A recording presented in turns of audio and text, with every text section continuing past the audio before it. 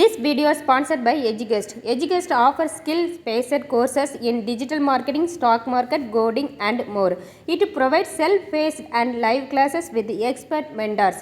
Gamified learning helps students practice and real-world projects. Courses are available in both Tamil and English. Get certificate and boost your career with affordable combo offers. The struggle to find courses that truly speak your language, it's finally over. Welcome to EduQuest, where learning is made just for you. At EduQuest, we bring you a wide range of online courses, from career building programs to skill boosting masterclasses, all in your regional language. Because we believe language should never be a barrier to success. Our courses are tailor made after understanding what today's learners really need. So why wait? Start learning the smarter, simpler way only with EduQuest. Visit eduquest.courses and explore your next course today. And hey, don't miss out on our exciting offers and promotions. Welcome to my channel.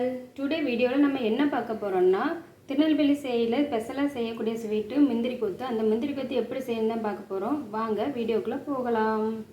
இது first வந்து நம்ம சிறுபயிரை வறுத்து எடுத்துக்கலாம்.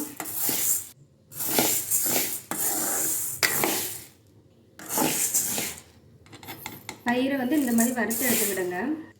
இதை நம்ம இப்போ வந்து ஆற வச்சிடலாம். பயிரை கறியை விட்டுறாங்க, அதேமாரி நல்லா வறுக்காமல் எடுத்துறாங்க. நல்லா வறுபட்டு எடுத்துக்கிடுங்க, கறியை விட்டுறக்கூடாது. இது இப்போ நல்லா ஆறிடுச்சு. இதை வந்து நம்ம வந்து அரைச்சி எடுத்துக்கலாம். இதில் கொஞ்சமாக ஏலக்காய் ஆட் பண்ணிடலாம். ரெண்டையும் சேர்த்து நல்லா அரைச்சி எடுத்துக்கிடுவோம். ரொம்ப அரைக்கக்கூடாது, பரப்பரன்னு அரைச்சி எடுத்துக்கிடுவோம். இந்த மாதிரி பரப்பரன்னு அரைச்சி எடுத்துக்கிடலாம். இப்போ ஒரு பேனில் கொஞ்சமாக எண்ணெய் ஆட் பண்ணி கொஞ்சம் தேங்காவை வறுத்து எடுத்துக்கலாம்.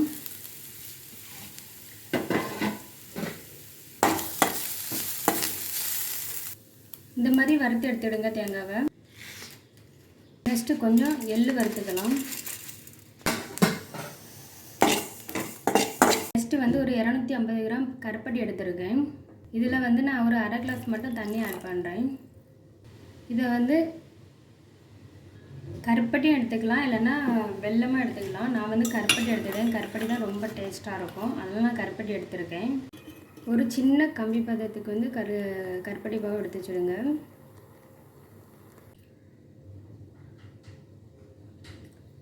இது வந்து நம்ம வடிகட்டி எடுத்துக்கலாம். ஏன்னா நிறைய தூசி ஏதாவது இருந்துச்சுன்னா அந்த வடிகட்டினா போயிடும்.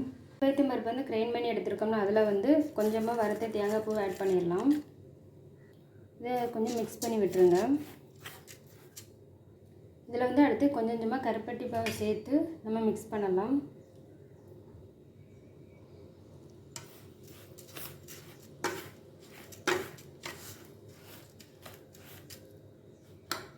கருப்பட்டி பாவை சேர்த்தாச்சு. இதை வந்து குட்டி குட்டி உருண்டையாக பிடிச்சி எடுத்துக்கலாம். இந்த மாதிரி குட்டி குட்டி பாலை வந்து நம்ம பிடிச்சி எடுத்துக்கலாம். இந்த மாதிரி நம்ம குட்டி குட்டி பாலை வந்து பிடிச்சி வச்சுக்கலாம். இது ஒரு அரை மணி நேரம் காயட்டும். இப்போ வந்து அரை மணி நேரம் ஆயிடுச்சு. நெக்ஸ்ட் வந்து கொஞ்சமாக அரிசி மாவு எடுத்து சலிச்சு வச்சுருக்கேன். இதை வந்து நல்லா கட்டியாக நம்ம வந்து தண்ணி ஊற்றி கலக்கி எடுத்துக்கிடணும். கட்டியாக இருக்கணும், தண்ணியாக இருக்கக்கூடாது. இதில் வந்து கொஞ்சமாக மஞ்சள் தூள் ஆட் பண்ணிடுங்க.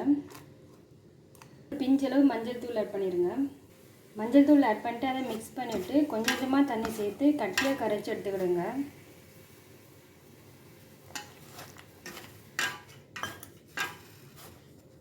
இந்த மாதிரி மாவு எடுத்து கட்டியாக கலக்கி வச்சுக்கிடுங்க. இப்போ எண்ணெய் காய வச்சு எடுத்த 4 உருண்டை எடுத்து அதை நல்லா இந்த அரிசி மாவில் நல்லா முக்கி எடுத்து வச்சுட்டு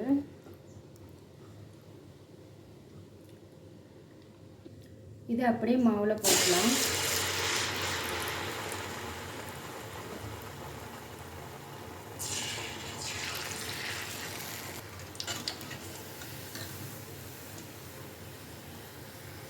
அப்பப்போ லைட்டாக வந்து நம்ம ரொட்டேட் பண்ணி போட்டுக்கலாம். பபிள்ஸ் அடங்கினோடனே இந்த மாதிரி நம்ம எடுத்துடலாம். இப்போ சூப்பரான சுவையான முந்திரி கொத்து ரெடி. இது செய்கிறது ரொம்பவே ஈஸி, ரொம்ப ஹெல்த்தியானது. தேங்க்யூ.